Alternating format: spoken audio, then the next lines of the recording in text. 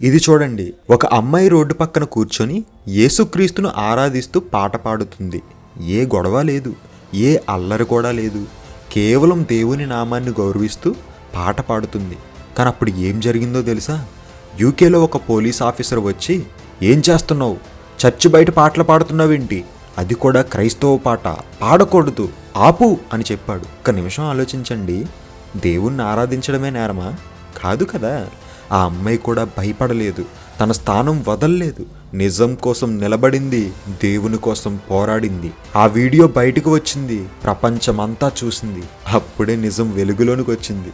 నిజానికి క్రైస్తవులు పబ్లిక్లో పాటలు పాడకూడదనే ఏ చట్టమూ లేదు. ఇది తెలిసినటువంటి యూకే పోలీస్ డిపార్ట్మెంట్ అంతా కూడా క్షమాపణ చెప్పాల్సి వచ్చింది. ఇది మనకేం నేర్పుతుందో తెలుసా? మనం మౌనంగా ఉంటే మన విశ్వాసాన్ని నొక్కేస్తారు, మనం నిలబడితే నిజం గెలుస్తుంది. బైబిల్ చెబుతుంది, మనుష్యులు ఎదుట నన్ను ఒప్పుకొనును వానిని నేను తండ్రి ఎదుట ఒప్పుకొందును. ఈరోజు ఈ వీడియో మనల్ని ఒక ప్రశ్న అడుగుతుంది. నీ విశ్వాసం కోసం నువ్వు ఎలాగే నిలబడగలవా? నిలబడగలనంటే ఎస్ అని కామెంట్ చేయి. దేవునికి మహిమ కలుగునుగాక.